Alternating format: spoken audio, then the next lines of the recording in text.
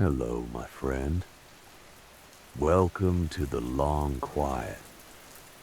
Tonight you are an old cartographer in your small workshop off the Royal Mile in Edinburgh, finishing a Highland map by candlelight on a rainy October evening in 1746, in a small upstairs workshop above a narrow close off the High Street of Edinburgh. On a long October evening of the year 1746, a map was being drawn by candlelight. The workshop was a single room above a stair vennel that ran down off the Royal Mile. A small wand between two tall lands of stone. And the room had been a cartographer's room for 31 years. Since the autumn of 1715, when a man named Erskine had given it up to take a larger room nearer the cross. The man who held the room now had been Erskine's apprentice in those years. He had taken the lease without bargaining. He had been 20 years old then. He was 51 years old now. And he had drawn maps in this same room for the longer half of his life. His name was Andrew Buchanan. He was a tall, lean man with a long, quiet face. And the small lines at the corners of his eyes were the lines of a man who had narrowed his sight for many thousand evenings against the small, fine work of a quill. He wore a heavy, dark wool coat over a linen shirt that had been washed many times. His hair was gray at the temples and brown at the back, tied behind him with a small black ribbon. He did not, on most evenings, wear a wig in his own workshop. Wigs were for the streets and for the company of customers. The room above the close was his own room, and in it he was simply a man at a desk, working slowly toward the end of a long working day. The map on the board before him was a section of a larger work, a detailed survey of the Highland passes north of Loch Ness, in the long country called the Great Glen, which ran from Inverness in the north to Fort William in the south. The commission had come to him in the spring from the Scottish agents of the East India Company, who wanted a true and corrected map of the roads and passes along the line of the glen. They had paid him in part. They would pay him the remainder when the work was delivered, in the spring that was coming. He had been working on it since April. He was perhaps 2/3 of the way through. The section under his hand tonight was a small piece of the country east of Loch Ness, where a thin road from the village of Foyers climbed up through a gap in the hills to meet the larger road that ran along the side of the loch. He had walked that road himself a long time ago, in the summer of 1731, when he had gone north with a survey party, and he remembered it well enough. Although he had also taken, as he always took, the small, careful notes of other men who had walked it more recently. A good map was not the work of one walking. It was the work of many walkings, slowly compared. He sat at his drafting desk. The desk was a long oak table with a slanted top, set under the largest of the room's 3 lead-paned windows, which looked west over the slate roofs of the close and down toward the dark mass of the castle on its rock. It had been made for him in the year he had taken the lease, by a joiner in the Cowgate, and the small black mark on the corner of it, where a candle had once tipped and burned a small oval into the wood, had been part of the desk for almost as long as the desk had been part of his life. The map was laid out flat on the slope of the desk, held at its 4 corners by small brass weights, shaped like acorn, which had been a gift from his late wife in the 2nd year of their marriage. The paper was a heavy, creamy paper that came from a mill at Pennaquick. The ink was made up by his own slow hand once a fortnight, from the small dark galls he gathered from the oak trees in the meadows in the summer,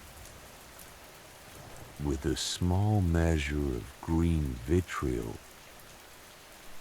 and a small measure of gum arabic and a small measure of rainwater set aside for the purpose in a stoneware crock. The ink in the small pewter inkwell this evening had been mixed 3 days before. It was at the good point of its strength. The deep, dense black-brown of iron gall ink at the height of its setting. He held in his right hand a fine quill. The quill was the 3rd primary of a wild goose, cut and trimmed by his own small, careful penknife, perhaps 20 times in the course of the long working day. The nib was at the small, good sharpness he liked for the fine work. The kind of nib that would lay down a hairline for a stream, and a slightly heavier line for a road. He held it loose, not gripped. A gripped quill, Erskine had said, was a quill that fought the hand. A loose quill worked with it. Andrew had remembered this, as he had remembered most of what Erskine had said. He was finishing this evening a small detail in the southeast corner of the sheet. where a small burn came down from the brae and joined the larger water of the Foyers River. He was laying in the small hairline curve of the burn, slow and steady, the way a man traces by lamplight the line of a letter he is copying. The burn on the paper grew very slowly from a small mark to a small line, to a slow run of line that curved down the side of the brae and joined the larger river at a small notch he had drawn the evening before. He paused. He sat back a small distance and looked. The room around him was warm enough. The small charcoal brazier at the far end of the room near the door to the back kitchen, lit at dusk, was giving off a slow, steady heat. The 2 candles on the desk gave their own small heats. The laid-pane window at his elbow was a faint, cool surface where the heat of the room met the cold of the rain outside, and a thin line of condensation had begun to gather along the lower edges of the small diamond panes. Beyond the window, the rain was the long, slow rain of the deep middle of an Edinburgh October. The rain that had begun in the afternoon, and that would, he knew, go on for most of the night. And that asked nothing of any man who was indoors. He drew breath. He set the quill down across the small brass rest at the top of the desk. He had been at the work since a little after 1 o'clock. He had eaten a small dinner at noon, a piece of bread and cold mutton, and a cup of small beer, brought up to him by the woman who kept the lower part of the building,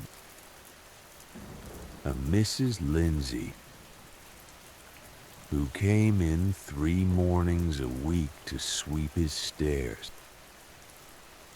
The room he sat in had 4 walls of plaster overlapped, whitewashed several years ago by his own hand, and the whitewash had darkened since with the small, slow suit of candles and brazier into a creamy ivory. 2 shelves along the wall opposite the desk held his small library of survey instruments and older maps, the wooden box of his pigment cakes for the rare commissions when a map needed coloring, and a small set of standing books of geography and natural history. In the corner near the brazier there was a small standing cabinet of dark mahogany, lockable but never locked, in which he kept the unfinished sheets of the East India Commission rolled in their long oilcloth sleeves. The cabinet had been his father's. His father had been a notary at Stirling, and after his father's death in the year 1730, Andrew had brought it up the Forth on a slow boat. Above the cabinet hung a small framed sampler that his daughter Catherine had made for him in the year she was 9. In the small, careful stitching of a child taught well by her mother, and it bore the words, "Where a man can see the sky, he can find his way."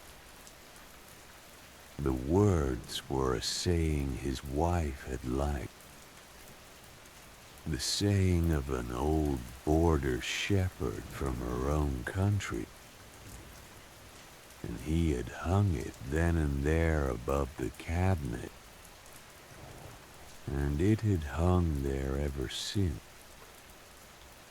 He looked at the sampler now in the small, absent way a man looks at a familiar thing, and he looked back at the map on the desk.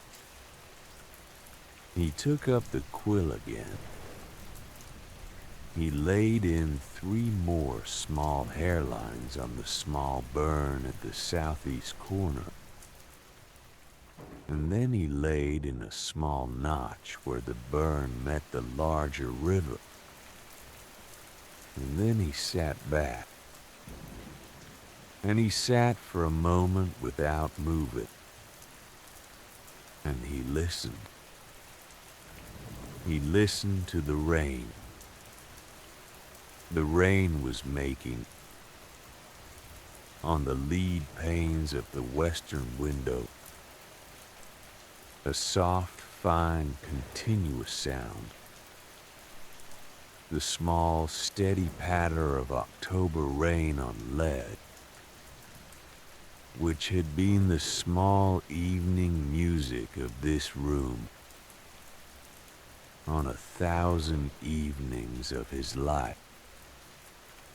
The rain was making also on the slates of the roof above him a softer general drumming, the sound of rain on slate that was the sound of every roof in the old town on any night of any October. The rain was making somewhere down in the close below a particular run of water along a gutter that he had never seen but only heard. And the run of water had its own small voice. He bent again to the work. The bell of St Giles rang the 8th hour. It rang as it always rang, with the deep, heavy, single voice of the great bell. 8 times. Slow, with the proper long pause between each ring that the ringer at St Giles knew was the right pause for an evening bell. The rings came in through the lead panes, slightly softened by the rain,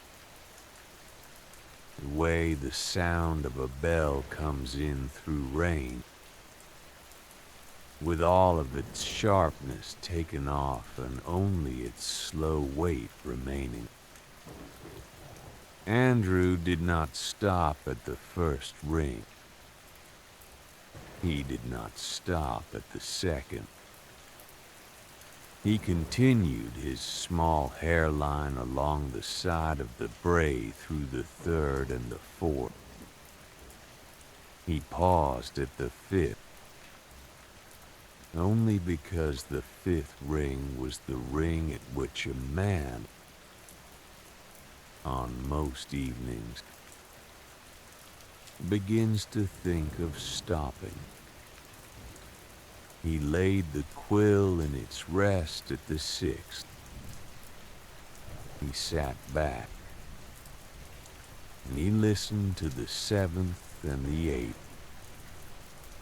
and then to the small fading after the 8, when the air over the close was once more only the air of the rain. 8 o'clock. He had finished, he saw now, the small bit of the bray he had set himself to finish. He had laid in the burn and the notch and the small joining at the river, and he had carried the small road that came up from Foyers,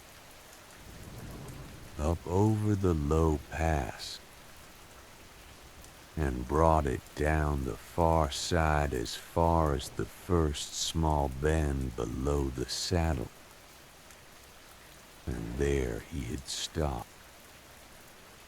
The bend was the natural stopping place for the evening, and a man who had been drawing fine work since 3 knew, by 8, that the next bend would be the bend at which his hand would begin to err. A wise mapmaker stopped before the air. Erskine had said so. Andrew had remembered it. He set the quill down again. He sat for a moment. The room held its small evening warmth. The brazier breathed its slow breath. The map lay quiet under the candles, the ink on the new lines still drying. He took up the small wooden box of pounce, a fine pale silvery sand he bought from the apothecary at the head of the high street, and he tipped a small careful pinch over the freshest lines, and watched the sand settle into the small wet shapes of the ink. He counted in his head to 10. Then he lifted the map slightly at one corner and tilted the desk, and let the sand run off the side of the paper and into the small brass tray that lay at the lip of the desk for the purpose. The lines, when the sand was gone, were dry. The smell of the sand and the smell of the ink and the smell of the candle and the smell of the rain met in the air around his desk, and were the smell of his working evenings, which was a smell he had known for 31 years. He set the box of sand back on its ledge. He took up the quill. From the small cup of clean water at the left of the desk, he took the small soft cloth he used for cleaning, and he wiped the nib with the cloth. Very careful, in the small, slow circular motion he had been taught to use, and the small dark stain of the iron gall ink came off the nib onto the cloth in a small dark curl. He turned the quill. He wiped the other side. He set the quill at last in the small wooden quill tray at the top of the desk, with the 4 other quills he had used during the day, each of which had been cleaned in turn and set down in its place. he stoppered the inkwell. He laid the small piece of clean linen over the map. The long, soft cloth he kept folded in a drawer of the desk for the purpose, and he laid it gently, the way a man lays a thin blanket over a sleeping child. And he smoothed it once with the flat of his hand, and he stepped back from the desk. He stood for a moment. The day's work was done. There was a small good quiet in him at the having done it. He had worked since 3. He had finished the braid. He had not erred. The map was further on tonight than it had been this morning. It was, in the small old way of long commissions, a good day. He turned from the desk. He walked. Slow. The small distance across the room, past the standing cabinet, and past the shelves of his older maps, and past the small chair where he sometimes sat when a customer came in. And he came to the door at the far end of the room that led into the small kitchen at the back. The kitchen was perhaps 8 feet square. The small back scullery of an older dwelling, left in place when the building had been carved up into chambers long ago. Its small window was 2 panes by 3, leaded the way the front windows were leaded, and at this hour it was a black square against which the rain made a small, fine tapping. The sink was a deep stone basin with a small wooden bucket of water set in it. A small shelf above the sink held his small collection of pewter. 2 plates and 2 cups and a long-handled spoon. A second shelf held the stoneware crocks of salt and oats, and his small bag of black tea, and his small jar of honey. There was no fire in the kitchen, only the small charcoal brazier that sat under the back window, the brazier on which he made his evening tea. He went to the brazier. The charcoal in it was banked low from earlier in the day, and there was still a small, slow heat in it. The kind of slow, patient heat that good charcoal gives when it has been lit at the morning and kept low all day. He took the small iron poker from its hook and gave the charcoal a slow stir,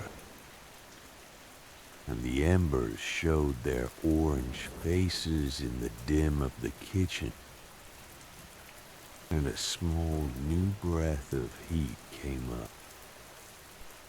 He laid 2 small fresh pieces of charcoal on the top, very careful, and set the poker back on its hook. He took down the kettle. The kettle was a small black iron kettle that had been his wife's, bought new from a smith in the Cowgate. in the year 1721, and it had boiled for him perhaps 10,000 times since. The handle was wound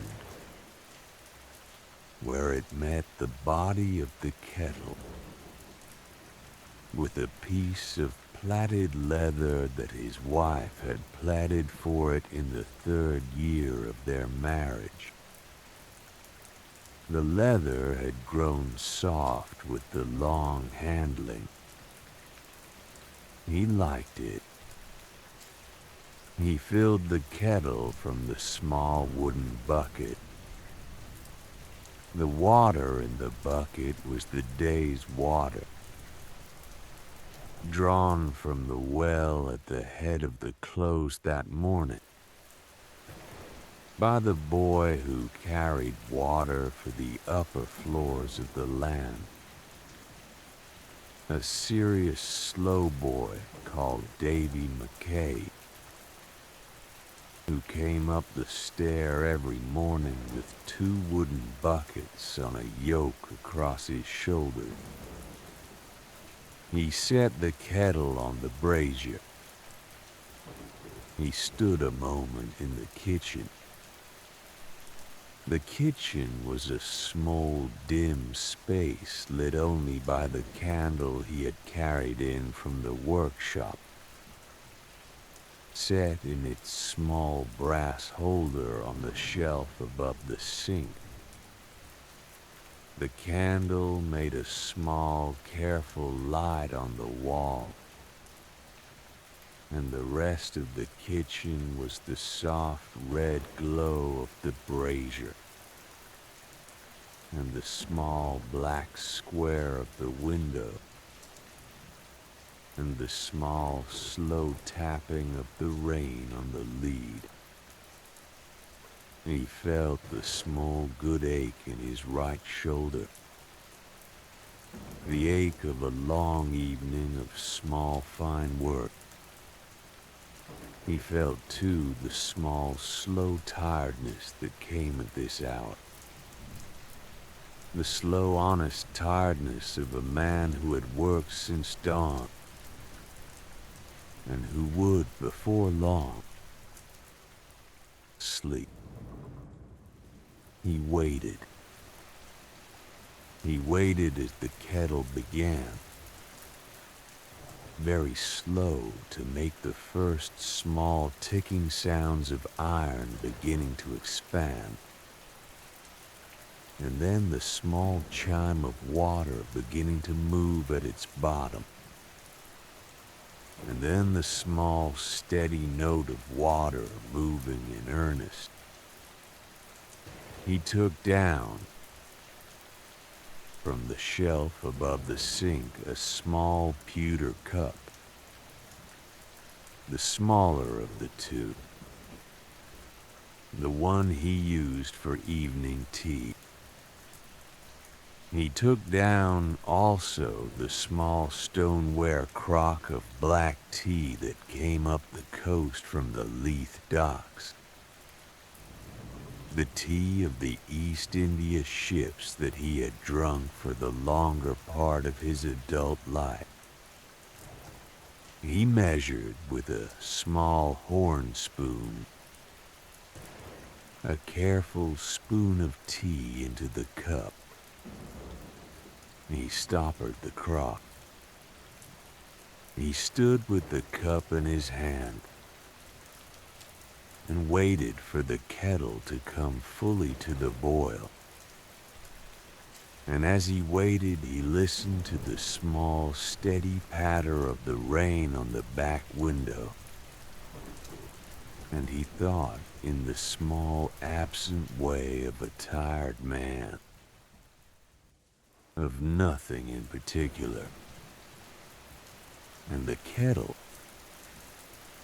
after the small good time that a kettle takes, began to send up its first soft breath of steam, and then a stronger breath, and then it began the small low whistle of full boil. He took it off. He poured the water into the cup in a slow, careful pour, and he watched the small, dark dust of tea leaves swirl and steep. And he set the kettle back on the brazier. Off the heat now. He turned the tea once with the spoon. He lifted the cup. The steam came up into his face in a small, clean rising. The smell of black tea on a wet October evening above a close off the high street was a smell he knew as well as he knew the smell of his own ink. He carried the cup, slow in his right hand, back through the door into the workshop. He set it on the corner of the desk on the small wooden coaster he kept there, which had been turned for him by a turner at Leith Walk in the year of his daughter's birth. The map was still under its linen cloth. The rain was still falling, very steady, on the lead panes of the front window and on the slates above. The brazier in the corner gave its slow breath. He sat down in the stout oak armchair at the desk, with the small thin cushion he had set in it some years ago, to ease the long sitting. And he settled into it the way a tired man settles into a familiar chair. He picked up the cup. He drank. The tea was the right heat. He drank a small, first careful drink,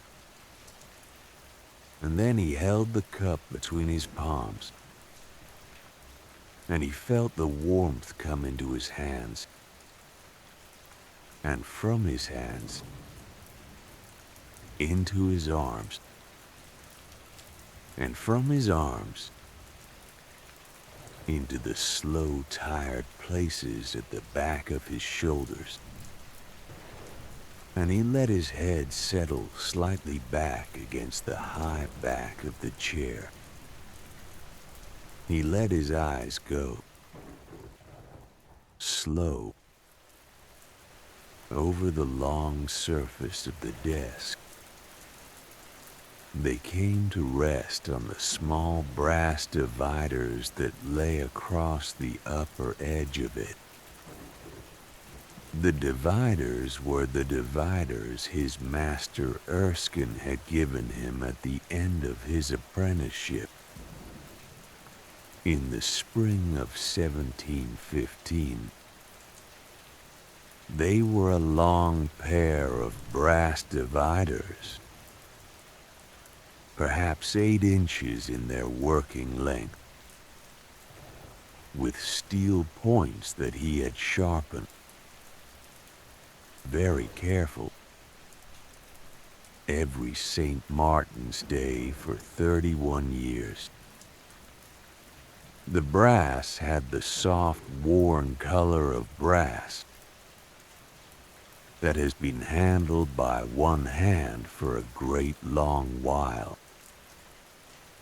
He had been opening and closing the dividers on long evenings of long maps for so many years that the hinge had developed in the soft brass a small worn shine on either side of it, the shine of one thumb and one forefinger touching it,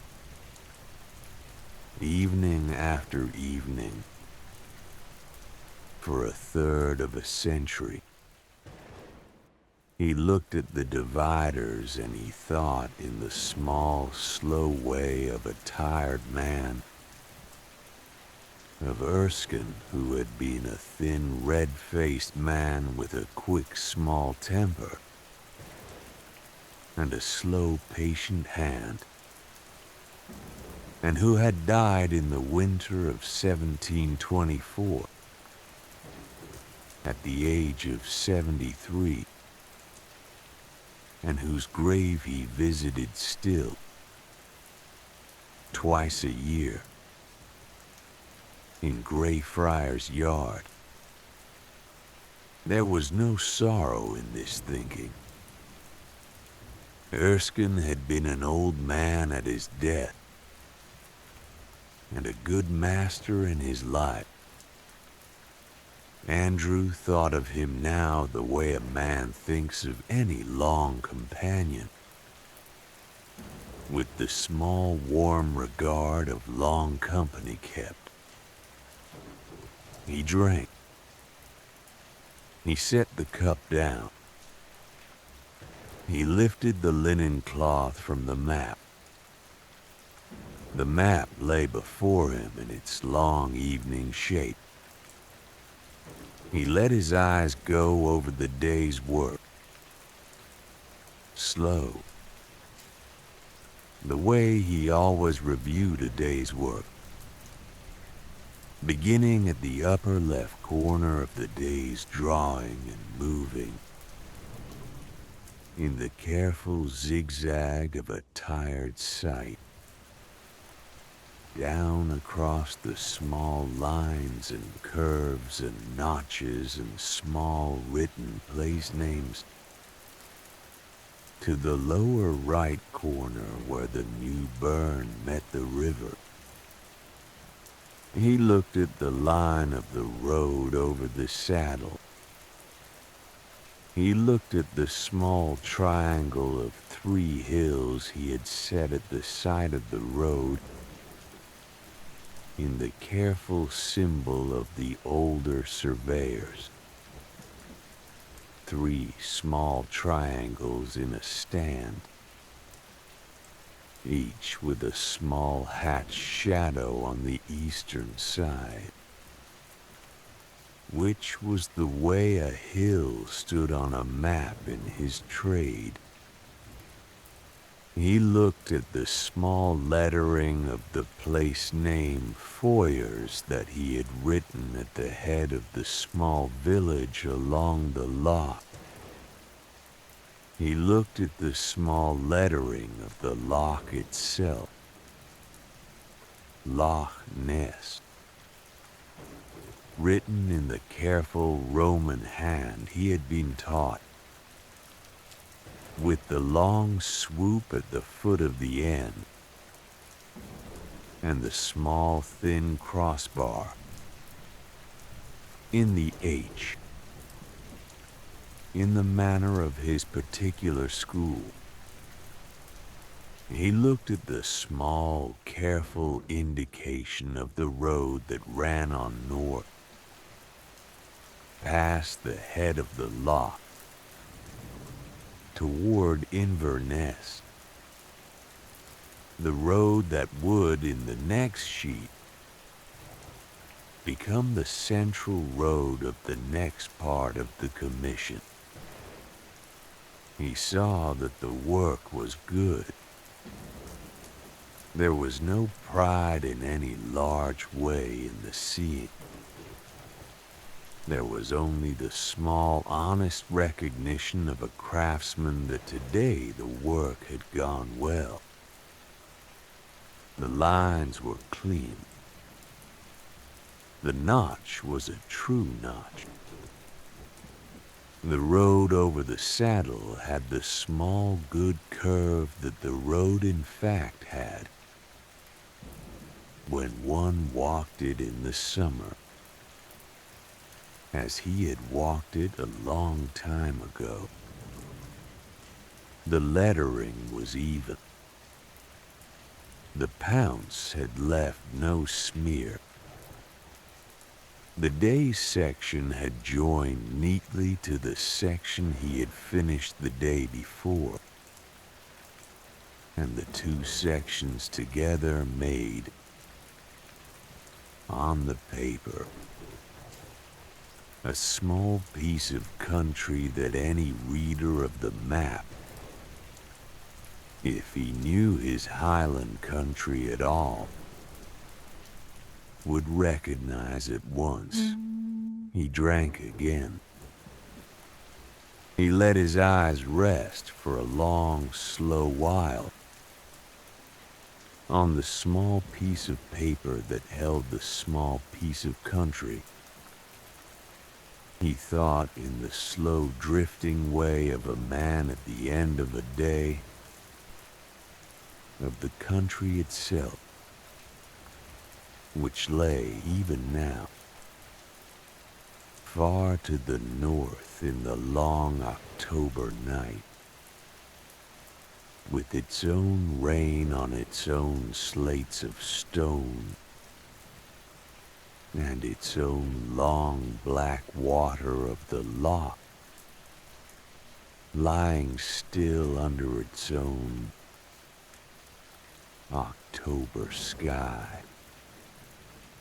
He had not seen the country in 15 years. He would perhaps never see it again.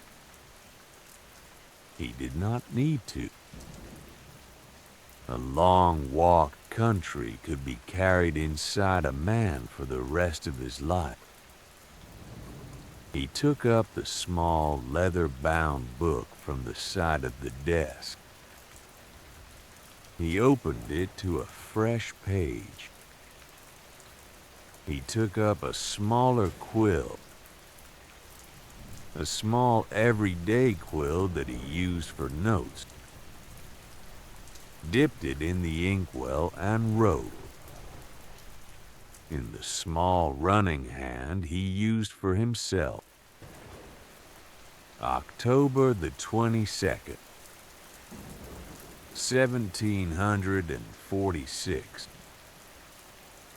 Worked from 3 until 8.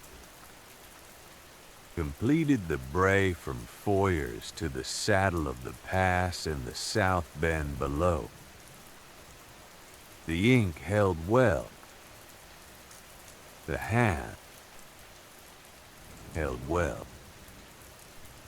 The rain came down all the afternoon and is coming down still.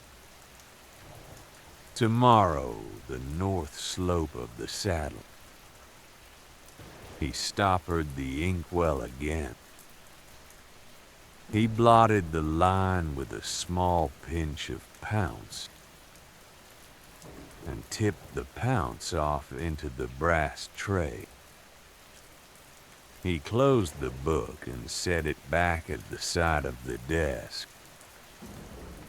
He picked up the cup of tea.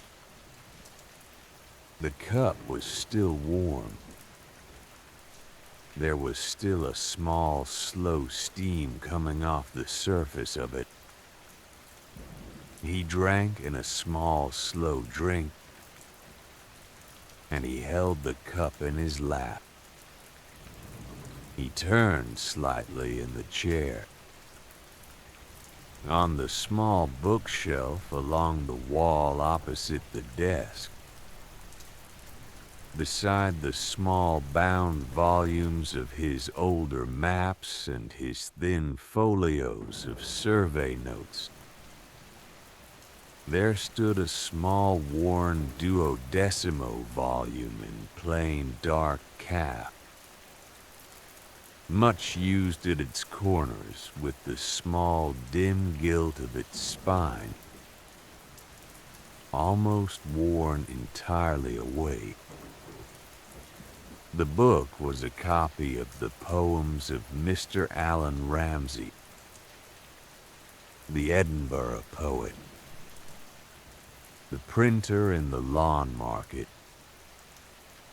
It had been bought by Andrew himself in the year 1738 at Ramsay's own shop.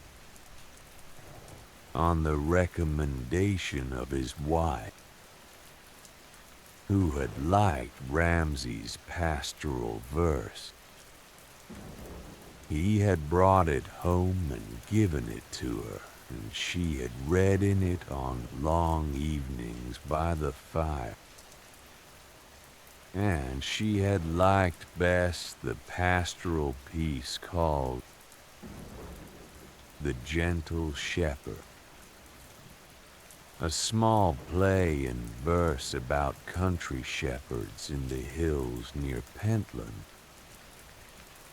and she had read aloud from it sometimes to him and to Catherine in the small evenings of the years they had together. Andrew had not read the book often in the years she had been alive.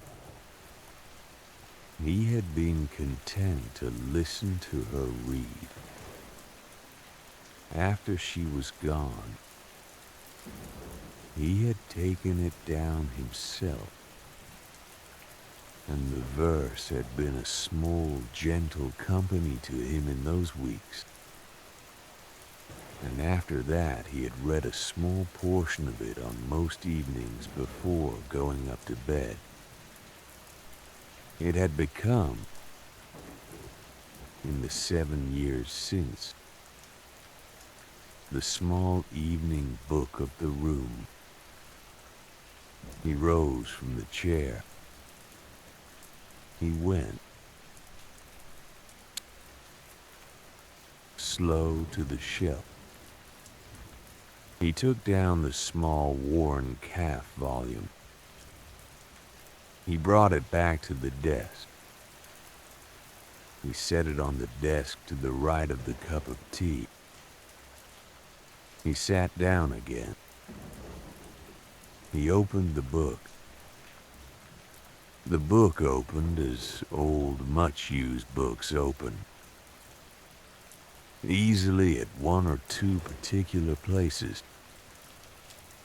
It opened tonight, almost by itself, at a page near the beginning of the volume where one of the pastoral poems began. He had read the poem perhaps 100 times.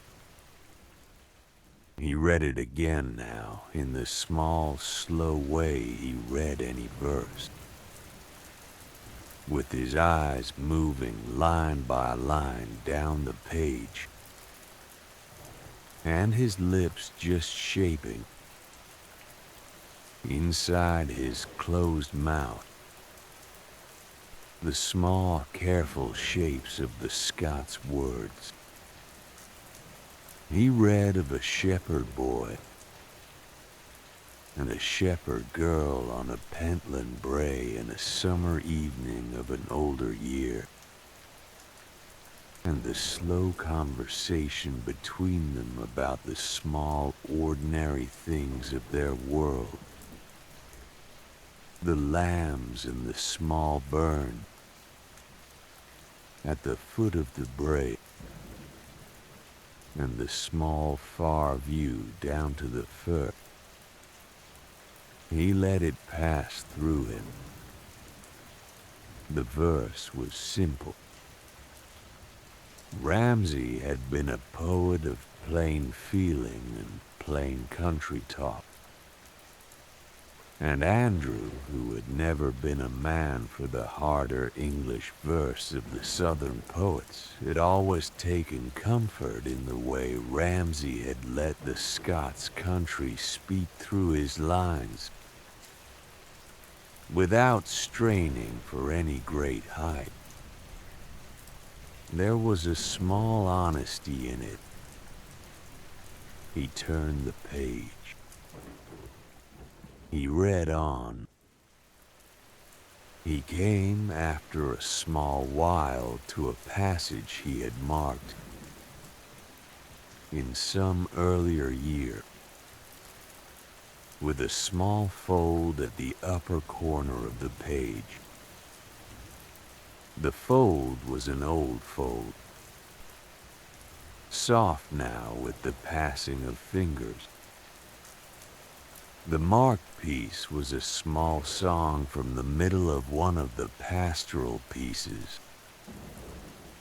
about a man who comes home at evening after a long day in the fields to the small light of his own heart and the small voice of his wife at her wheel by the fire, and who sits and finds in the small ordinary things of the room the small good rest of a man at the end of a long working day. He had marked it, he thought, in the year after his wife had died. And he had marked it because the piece had stood for him. Then, as a small portrait of the small life that had once been his. He had read it in those years with a small ache. Tonight he read it without ache. He read it as a man reads any familiar piece of verse, and the ache that had been in the piece in the first year was gone now. And there was, in its place, only a small, slow warmth. The warmth of having known, in his life, the kind of small, ordinary evening the piece described. He turned the page. He read another small piece. He read for a long while. He read slow. He paused often. He let his eyes lift between pages and look at the small flame of the candle nearest the book, and at the slow drift of smoke into the upper dim of the room. He drank twice from the cup, and the second drink emptied it. He read a small pastoral about a haying. He read a small piece about an old shepherd talking to a younger one about the weather of the year. He read a small piece in a city voice about the lawn market on a Saturday afternoon, which had been one of his wife's favorites, and which she had read aloud to him many years ago in a tone of small amusement, doing the voices of the various fishwives in the small theatrical way she had.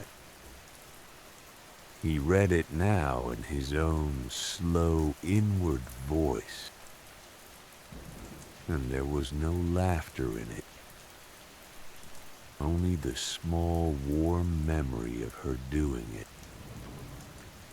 And the memory was a small good thing. He came at last to a piece toward the back of the volume that he had not read in a long while. A short piece about a winter evening in a small house high on a brae,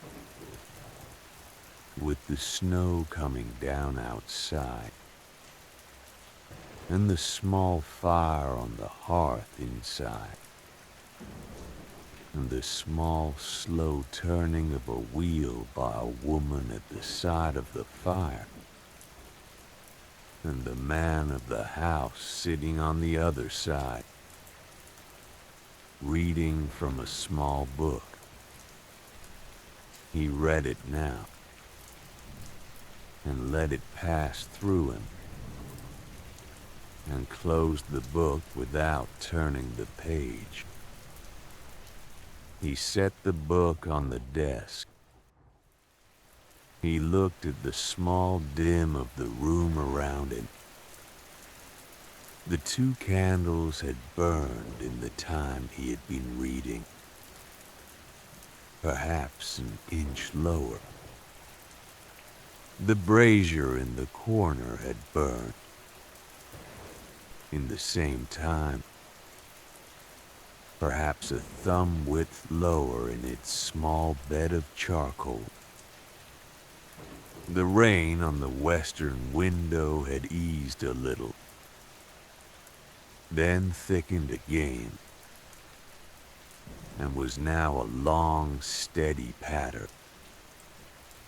The kind of rain that would go on into the small hours without changing. The map under its long, soft linen was waiting on the desk and would wait there until the morning. He drew breath. He sat for a moment without moving. He thought slowly of Margaret. His wife's name had been Margaret. She had been Margaret Hamilton before they married. The second daughter of a notary in Stirling. And they had married in the spring of 1720, when he was 25, and she was 23. They had lived in this room and in the small back kitchen for the first 6 years of their marriage, and had then moved on the strength of his growing custom to 2 larger rooms on the floor below,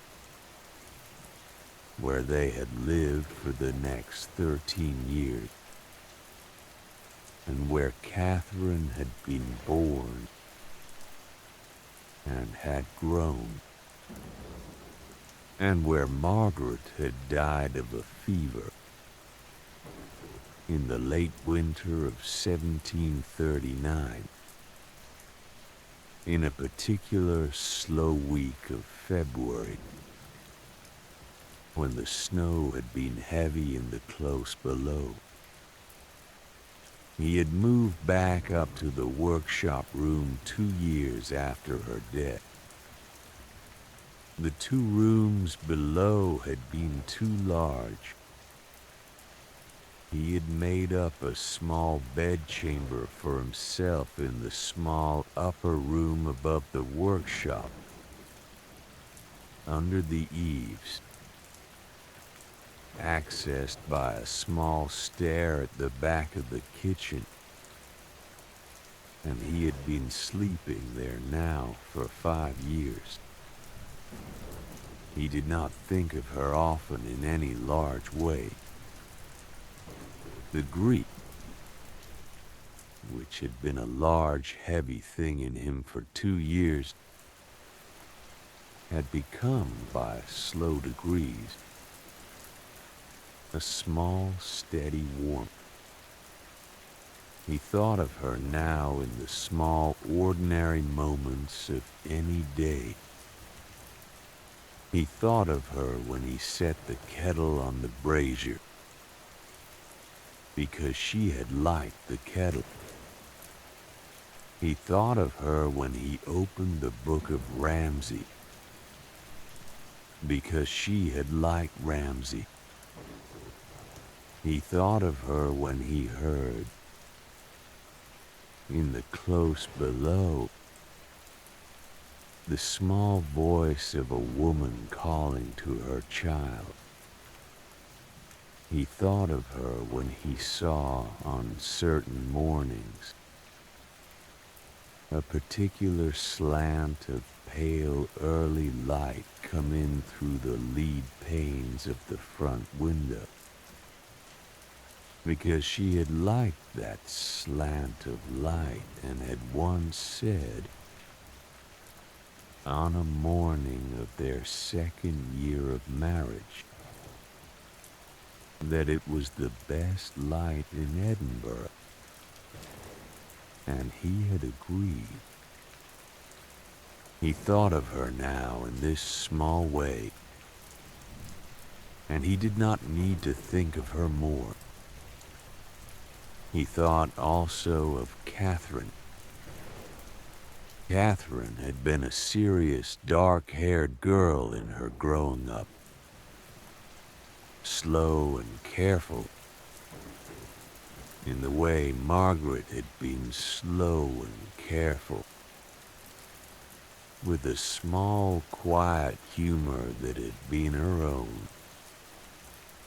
She had liked to come into the workshop in the years she was a child and sit on the small stool at the foot of his desk and watch him draw.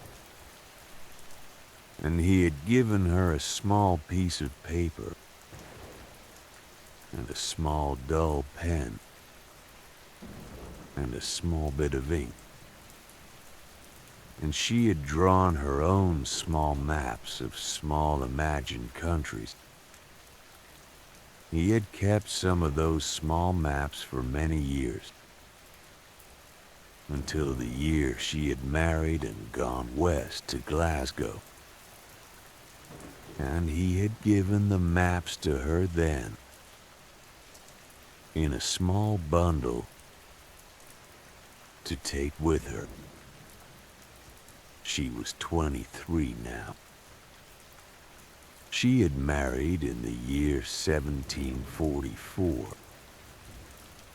a young merchant in the linen trade, a serious, quiet young man named Hugh Carmichael, who had come up the Forth a year before to Edinburgh on business, and they had married at St Giles on a clear May morning,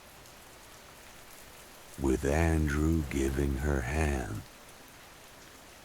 and they had gone west the week after to the small house Hugh had bought for them on the Trongate. Catherine had been writing to him since, on the first of every month, in her small, even hand, telling him the small, ordinary news of the Glasgow weeks. He kept her letters in a small wooden box on the second shelf of the bookcase. He had not,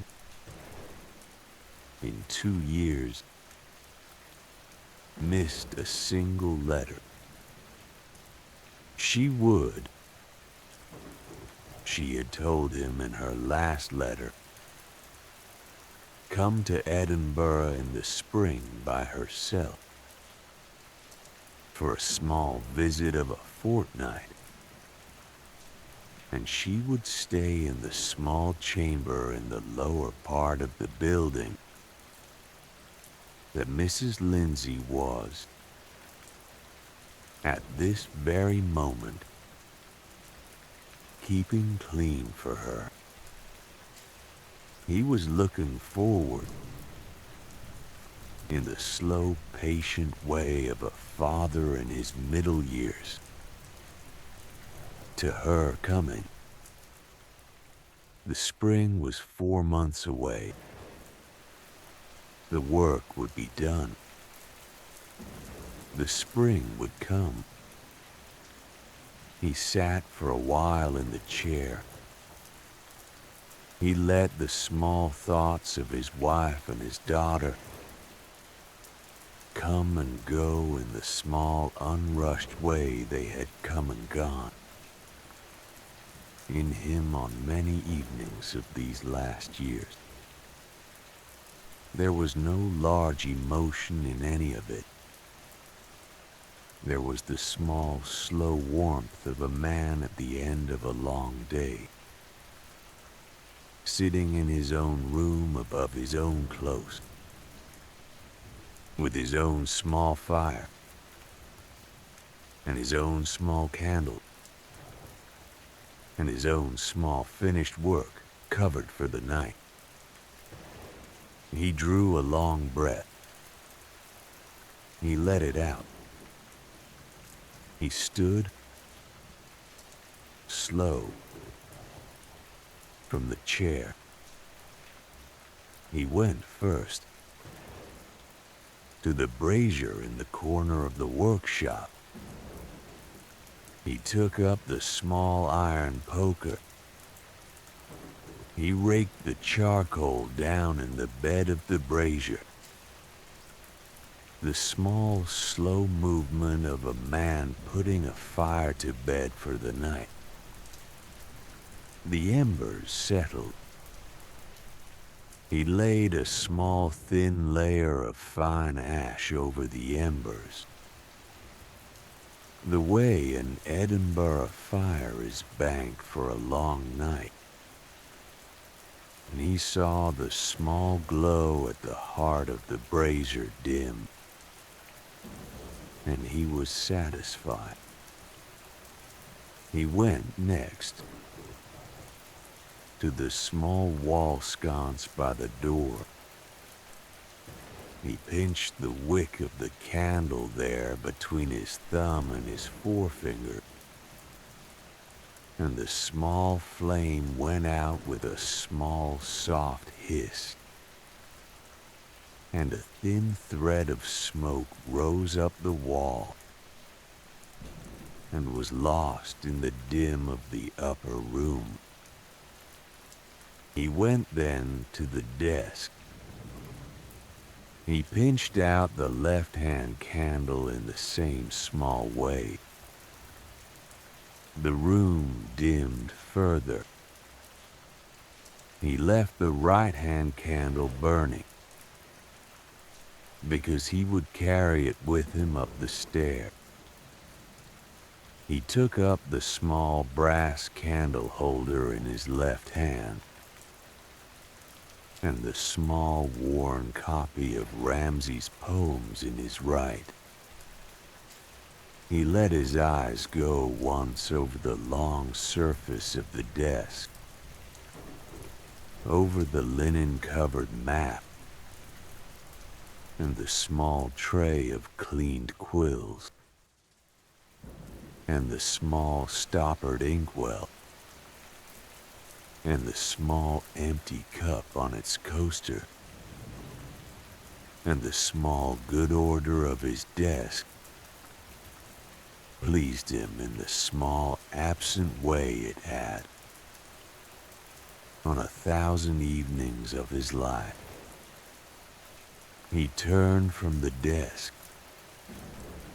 He walked, slow, through the room and through the kitchen, past the small basin and the small bank brazier,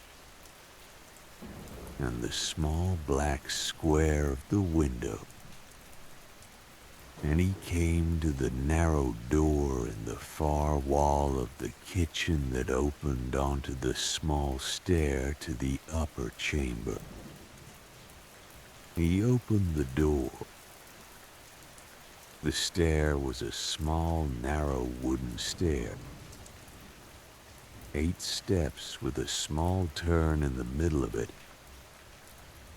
and the wood was the soft, worn pine of a stair that had been climbed for 100 years.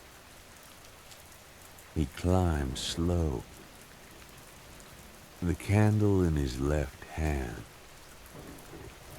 made a small, careful light on the treads. The 3rd step from the bottom gave it small, familiar creak. The 6th gave it smaller one. The 8th, at the top, was silent. He came up into the small upper chamber. The chamber was a small room under the slates of the roof, with a sloping ceiling on either side, and a single small lead-paned window in the dormer at the western end. It had been, in some long-ago year, a sleeping chamber for a maid, perhaps, or a small storeroom. And Andrew had cleared it out and whitewashed it and set up a small bed in it. The room had one piece of furniture besides the bed, a small low chest of dark oak under the window, in which he kept his linen. On the chest stood a small basin of pewter and a small jug of water. On the wall above the bed hung a small wooden cross, plain and unvarnished, that had been his mother's. There was nothing else in the room. He set the candle on the chest. He set the small book of Ramsay beside it. He sat down on the edge of the bed. The bed was a small bedstead of plain oak. The mattress was a long bag of carefully washed wool that he had had refilled twice over the years. The bed was made with a heavy linen sheet and a heavy wool blanket, doubled twice at the foot, and a small bolster filled with feather. The blanket was a heavy, dark gray wool blanket, woven many years ago in a mill at Galashiels, and it had been a gift from his wife's father at their marriage. And it had been on this or another bed in his life for 26 years. He undressed in the small, careful way of an old man at the end of a day. He took off the dark wool coat and folded it once on the chest. He took off the linen shirt and folded it. He kept the soft linen undershirt that he wore in cold months for sleeping. He took off the trousers and folded them. He took off the woolen stockings and laid them across the trousers. He felt the small chill of the upper chamber on his bare ankles, and he was not unhappy about it. The chill was the chill of a man who had spent his evening in a warm room and was coming now up into a cooler one for sleep. And the chill had a small, clean honesty in it. He poured a small measure of water from the jug into the basin, and he splashed his face once, twice, in the small, careful way of a man washing for bed. And he dried his face with the small linen towel that hung on a peg by the chest. He sat down again on the edge of the bed. He drew breath. He let it out. He turned on the bed, and he lay down.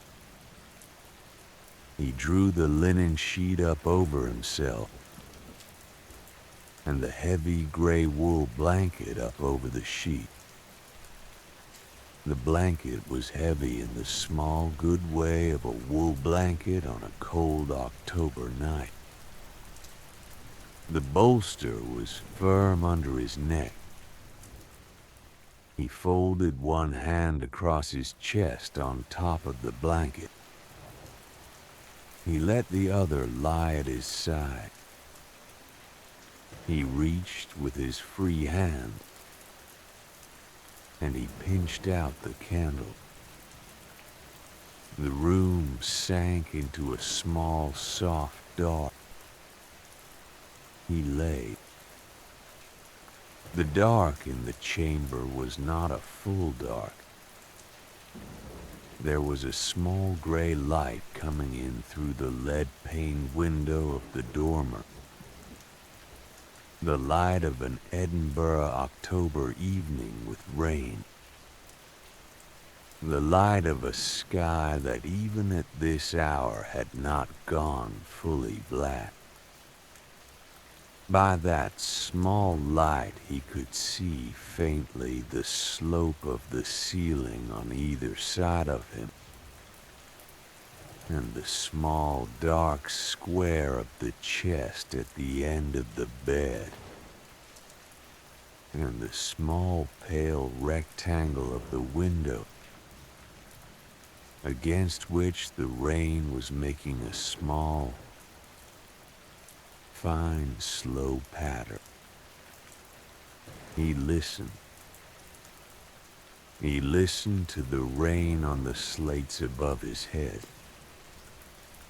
The slates were perhaps 3 feet above his face. The rain on them made a soft, general drumming, with no one drop discernible from any other. Only the long, slow rhythm of all the drops together. The rhythm rose and fell slightly, with the small, slow shifts of the wind. It was the kind of patient rain that had no end in it and no hurry. He listened also to the small sounds of the city below. He could hear, very faint, the distant voice of a man calling something in the close at the foot of his building. Perhaps a chairman calling to another about a fair. The voice came up very small and was gone again. He could hear more steadily the small, far run of water along a gutter somewhere along the high street. He could hear, very far off, the small, soft sound of a single bell. That was not the great bell of St Giles, but some smaller bell. Perhaps in one of the smaller churches off the Cowgate, ringing the 8:30. And the bell rang twice and was still. He could hear, further off still, the small, low murmur of all the city together. The low, slow keeping of a place where many lives kept themselves at their evening. Behind their lead-paned windows, in their small lit rooms, in the long October rain. He thought slowly of small things. He thought of the small burn he had laid in this evening, running down off the brae in the country far to the north, where the same rain was probably falling on the same slates of the same small stone houses. On this very night, and the burn itself was running in the rain down to the river, and the river was running to the loch, and the loch was lying under the long, dark sky. He thought of his wife at the small wheel that had been hers in the years which they had lived in the rooms below. The wheel was gone now. It had gone to Catherine in Glasgow. And Catherine, perhaps, was at the wheel in her own house this evening. And the small, slow turning was going on in another room 100 miles to the west. And the turning was, in its way, the same turning. He thought of Catherine coming in the spring, up the road from Glasgow, and of meeting her at the head of the close on a clear April morning, and of bringing her up the stair into the building where she had been born. He thought of Ramsay's pastoral, of the small house on the brae, and the small fire on the hearth, and the small slow turning of the wheel, and the man on the other side of the hearth with his book, and the small slow rhythm of the verse that was not unlike the small slow rhythm of the rain on his slate. His thoughts slowed. They became no longer thoughts, but only the gentle drift of one thing into another. The rain on the slates, the small gray light at the dormer window, the slow, steady weight of the blanket on his chest, the slow rise and fall of his own breath, the far, small chuckle of water in a gutter on the high street, the small dim of the room, the small, slow keeping of the city around him. He let it pass over him. He let it pass over him again. The rain went on, very steady, on the slates above his head. The small gray light at the dormer window stayed as it was. The blanket was warm. The room held him. The building held the room. The clothes held the building. The city of Edinburgh in the long October night held the clothes. And Andrew Buchanan, who was tired and warm and not afraid, drifted gently down into the deep, easy quiet of sleep. The rain kept falling. The slates kept their slow drumming. The small gray light at the dormer window kept itself. And somewhere in the long quiet of the building below him, the small banked brazier sent up one last, small, gentle pulse of warmth into the dim of the workshop. And the map under its long linen cloth waited on the desk, and the small brass dividers waited on the upper edge of the desk, and the small pewter cup waited empty on its small wooden coaster, and all the small things of the day waited. In the patient way the small things of a day wait for the morning. The bell of St Giles somewhere down the high street, rang the 9th hour. It rang 9 times, slow, with the proper long pause between each ring. Andrew did not hear it. He had gone by then into the slow first part of his sleep, and the bell rang and was over, and the rain went on, and the city kept being the city, and the night kept being the night, and that was all. And now, few quiet words to carry into sleep. You are safe. You are warm. The day is done. Nothing more is asked of you tonight. The room around you holds you gently. The bed beneath you holds you fully. Your body knows how to rest.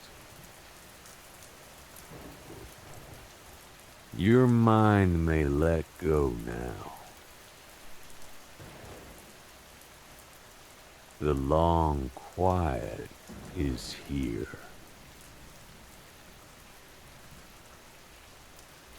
Sleep well, my friend. From the long quiet, sleep well, my friend. From the long quiet.